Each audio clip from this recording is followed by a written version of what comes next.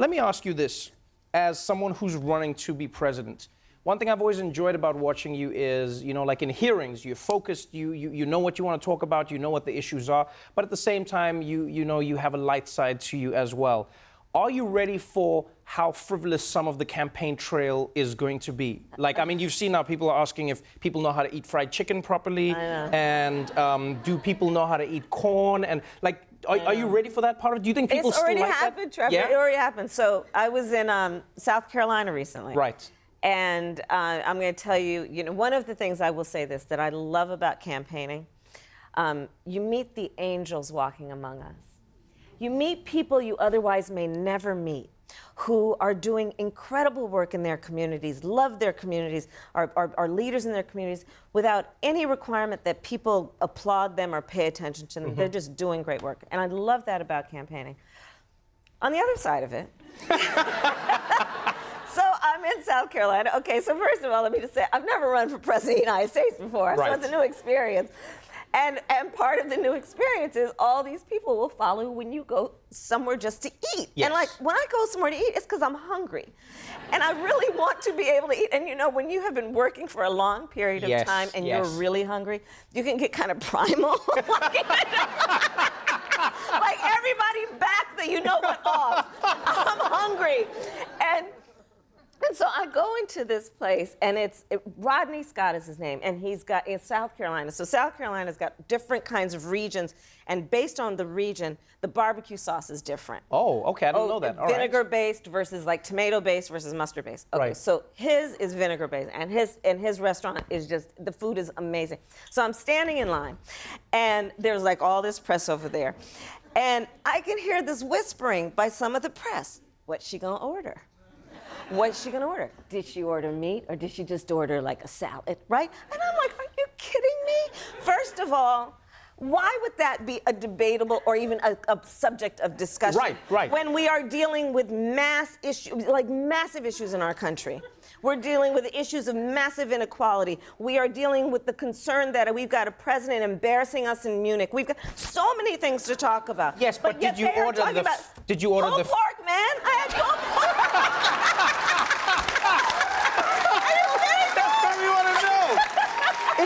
It really. That's what I felt like eating. Right. It really is interesting. You know what's interesting, and this is what's going to be tough for you and every other Democratic candidate, is that you do realize that you are going to be held to different standards than Donald Trump, because what people consider a scandal for him has to be the utmost degree. I mean, he can basically threaten someone on Twitter, and people are like, "That's the president being the president." But if you order salad when you should order pulled pork, people are coming for you. This is my point. So then, okay, it goes on. So in the same trip, I care a lot about small businesses. Right. And in fact, that's part of my agenda about what we should do to actually give more federal incentives for small businesses, for investment and growth. So, okay. For so many reasons, including that when you look at a path towards financial health and success, when you look at how small businesses run themselves in a way that it's not just about running the business, but being a member of the community. Small business leaders are also civic leaders, they're community leaders, okay, on and on. So I'm visiting small businesses on a street called Lady Street, which, by the way, on Lady Street, all but one of the business owners is a woman. Wow. It's really fantastic. So I'm visiting this one where the woman who runs the salon, Nada, styled by Nada, she was formerly in foster care. She was homeless. She put herself through school. She had never worn any clothes for almost her entire life that was firsthand, all secondhand. Right. So she decided to start this vintage store where the proceeds of her sales go to helping women who don't have clothes. That's so amazing, for example, right. For the local college, she gives clothes to women who are going for interviews and job interviews and just incredible work. So I'm in the store and I'm hearing her story, and then I want to buy something. And so then I look at this multicolored sequence jacket.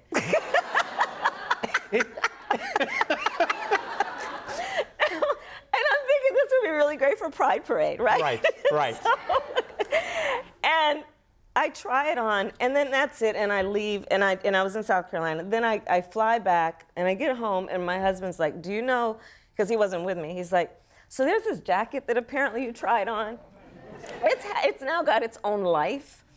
And like apparently it became the subject of all this controversy by journalists around should she be doing something like shopping if she's running for president, and then all this others, and just ridiculous, right? It's ridiculous. It really is an interesting journey to be on when you have policy ideas and people are looking into the small, like the frivolous, as you say. I mean, you're visiting a business owner and people go like, should you be shopping or not? Right, and the story should be about the need for small businesses in America to receive the support that they deserve, understanding that that is a path to economic growth and opportunity for so many. But the story was about the jackets. I bought it also. I like that you finish up the stories. That's good. That is good. Let me ask you this. Let me ask you a few things. Because honestly, I could chat to you forever. I mean, what I'd like to know is you have this vision for America. You are saying to Americans, I want you to elect me as president of the United States. You have had some strong words to say about the current president's border wall specifically. Yeah. Now, he's pitched this as one of the things that is going to prevent drugs from coming into the country, and this is going to keep Americans safe. You have said, no, this is a vanity project. Why do you say that, and why do you think it will not help? Okay, so as we have discussed, I had a career as a prosecutor.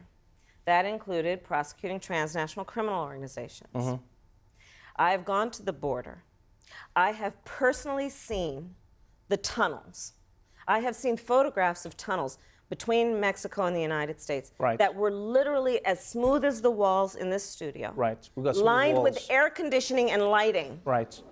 And the point being that these were built because people are making a whole lot of money in the trafficking of guns, drugs, and human beings. Uh-huh.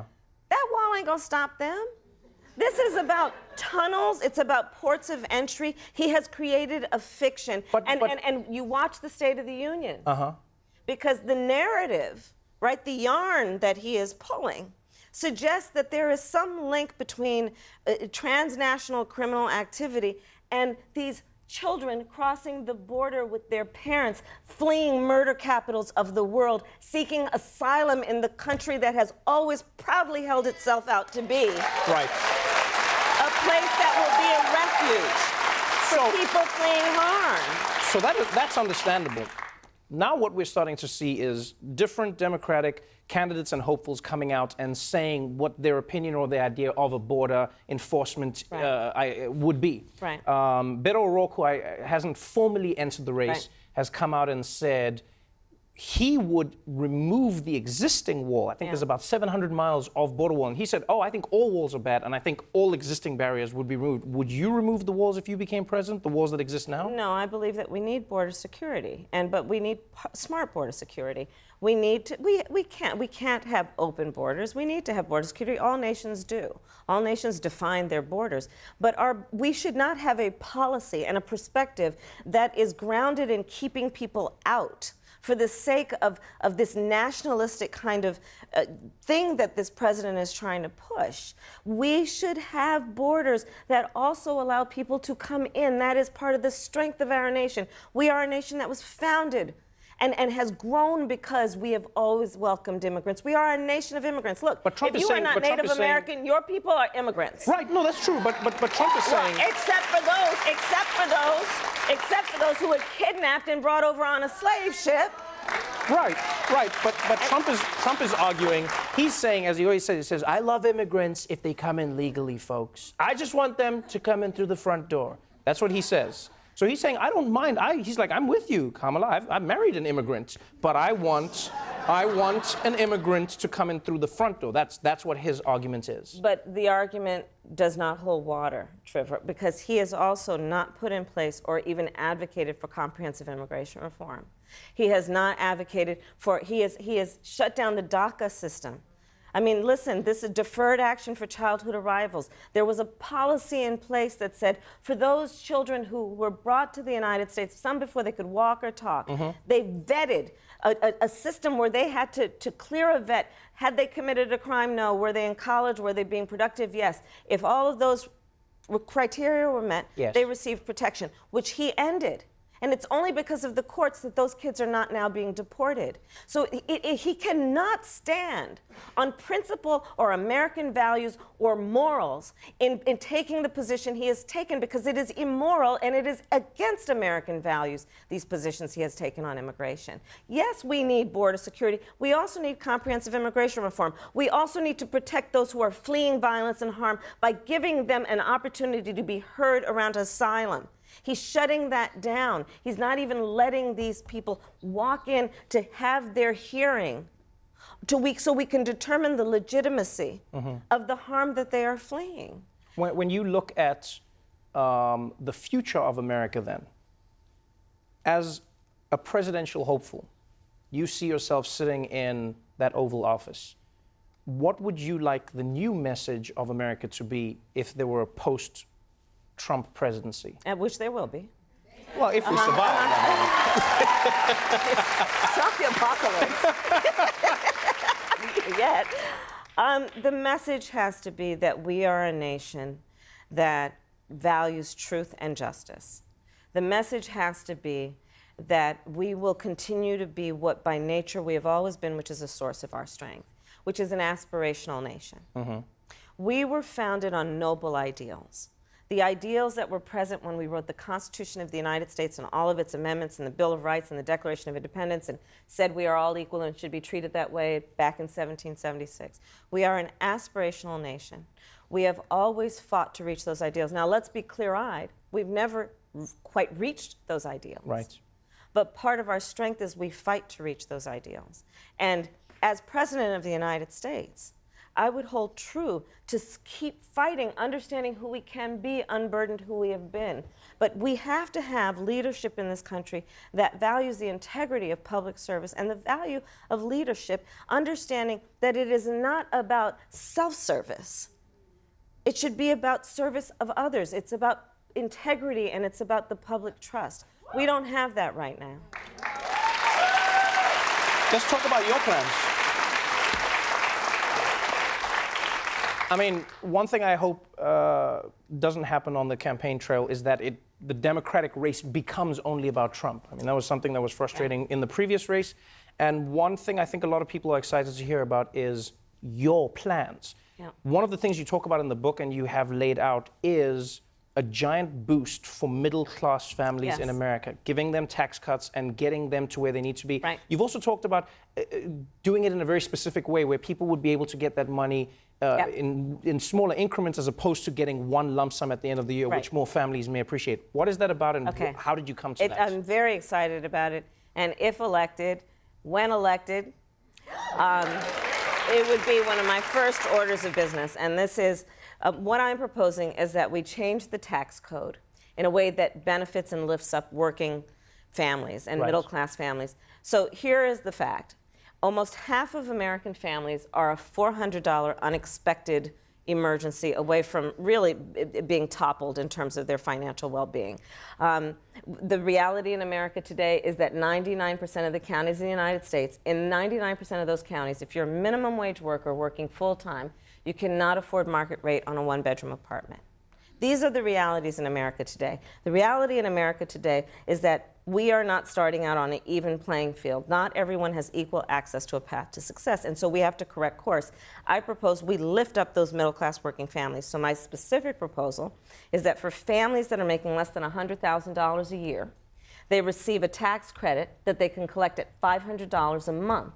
Understanding that is the difference between being able to make it or literally facing disruption and real upheaval. Because we're talking about the unexpected expense around getting the car repaired. We're looking at the fact that 1 in 4 people in America who have diabetes cannot afford their insulin. And so it's the difference between being able to pay for your medication or not. And don't get me started on the pharmaceutical companies. Oh, we will soon. We will soon. Right. And it is about also understanding that we have to lift up the middle and working class of this country and understand that the rules have been written in a way that have excluded them. He just passed a tax bill that benefit the top 1% and big corporations. They don't need that money. They don't need that money. And we have got to correct the course in a way that understands that working families are the heart and soul and the strength of our nation. And we've got to lift them up and we've got to support them. And my proposal is actually by economists has been described as what would be the most significant tax benefit for middle class families and generations. It really has been lauded by many. Let's talk not about the pharmaceutical companies per se, but about your plans for Americans in a few areas. You've come out and you've said, unlike Bernie Sanders and Ocasio-Cortez, etc., you said, yes, I'm a Democrat, but I'm not a democratic socialist. But you have come out and said that you propose Medicare for all. Yes. You've said that you believe that there should be debt-free student loans. You know, people should be able to study without being in debt. I do. You've come out with many proposals that are similar to what somebody like Bernie Sanders would say, and then obviously many of your own. What do you think separates you from them then? Well, I will say what I feel very strongly. I feel very strongly that we need to have a system in this place where everybody has equal access to success. And we can do that in a way that is about lifting people up. We can do it in a way that is about recognizing that all people also want a system where there's going to be a fair market and there is going to be competition, but let's not be lulled into believing right now that everyone has equal access to that we start on the same base, because we don't. And so that's got to be corrected. And it can be corrected, but it's going to have to be about a number of things, including the way that we tax people and the way that we are distributing benefits. Let's look at it from another example, which is the public education system of our country. Everybody's not starting out on the same base, in the same place. And we are a society, and this is where we have to speak truths also, Trevor. We are a society that pretends to care about education. Well, guess what? Not so much the education of other people's children. Let's be honest about that. Because if we did care about that, we would not have allowed the public education system in America to deteriorate in the way it has, because we are not paying teachers their value. We are not putting resources into our schools. I have met more teachers than I care to tell you who are working 2 jobs, sometimes 3, to put food on the table, and because also they're coming out of their own pocket to buy school supplies for their students. We are a society that is not paying people the value of their labor and of their work. Right. And these are the things that have to be adjusted. You don't have to be a socialist to believe everyone should have equal opportunities on a path to success. Wow. It's going to be a crazy journey for you. It's going to be exciting. The book I really recommend to anyone who wants to get to know the person behind the name. And you also have a children's book, I'm which very is called excited about that one. Superheroes Are Everywhere. It's really fun illustrations, and it's inspirational stories for kids out there. The Truths We Hold and Superheroes are available everywhere now. Senator Kamala Harris, everybody.